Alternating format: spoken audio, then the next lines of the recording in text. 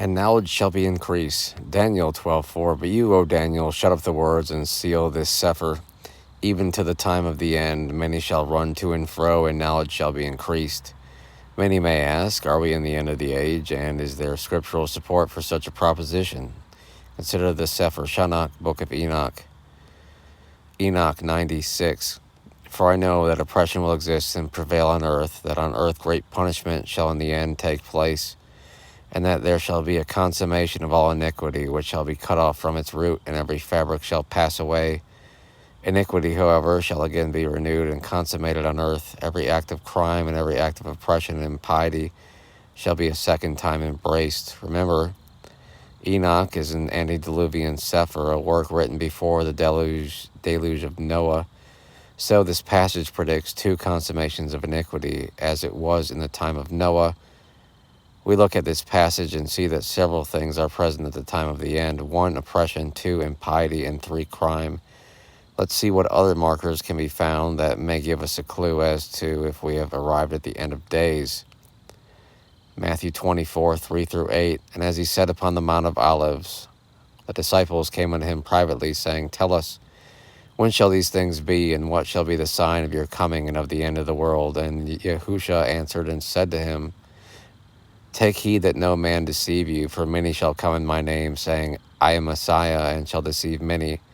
And ye shall hear of wars and rumors of wars. See that ye be not troubled, for all these things must come to pass.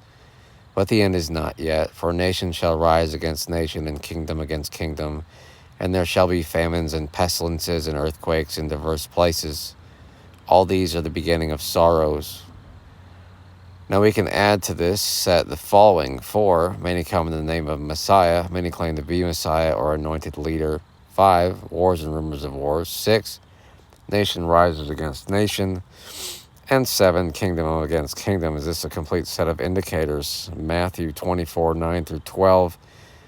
Then shall they deliver you up to be afflicted, and shall kill you, and ye shall be hated of all nations for my name's sake. And then many shall be offended, and shall betray one another, and shall hate one another. And many false prophets shall rise, and shall deceive many.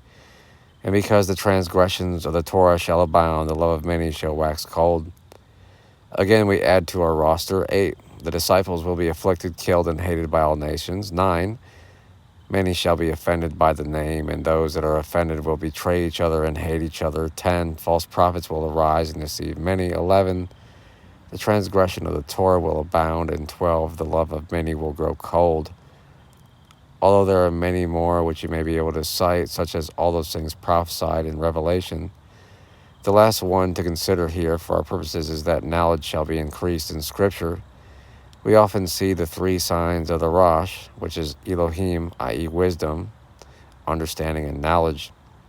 We can, for purposes of our discussion here, immediately conclude that knowledge is something distinct and different from understanding, and distinct and different from wisdom. We can likewise conclude that wisdom and understanding are also equidistant from each other. While this does not give us an understanding of the word knowledge by genus and difference, it does narrow the field. Can it not be said that knowledge is a gathering of information? It has been written that knowledge is power, but truly that is not so. Knowledge, the understanding of knowledge, and the wisdom to use such knowledge is power, for such is the Rosh, or head of Elohim. Something is occurring, however, in the natural like never before. Information is not only increasing, the volume of information is doubling every year according to some sources, and the rate of the doubling is moving in accord with Moore's law. Never in the history of mankind, at least since the Great Deluge, has information increased at this rate.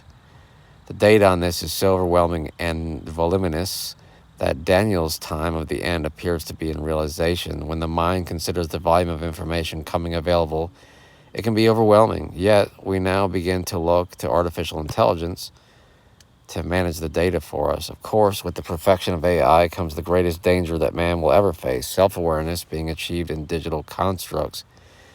Ray Kurzweil refers to this moment as singularity. However, we have seen this event before in the garden, which may be referred to as the first singularity or the original singularity, when man ate from the tree of the knowledge of good and evil. This tells you something as well, that knowledge without wisdom and understanding brings forth good and evil. And that is exactly what you can expect from AI. Although the proper focus of the mind is toward knowledge, wisdom, and understanding, as for these 4 children, Elohim gave them knowledge and skill in all learning and wisdom, and Daniel had understanding in all visions and dreams. Daniel 1:17. The better mind considers the crowning will of Yahuwah. Colossians 1:9. For this cause we also, since the day we heard of it, do not cease to pray for you and to desire that ye might be filled with the knowledge of his will in all wisdom and spiritual understanding.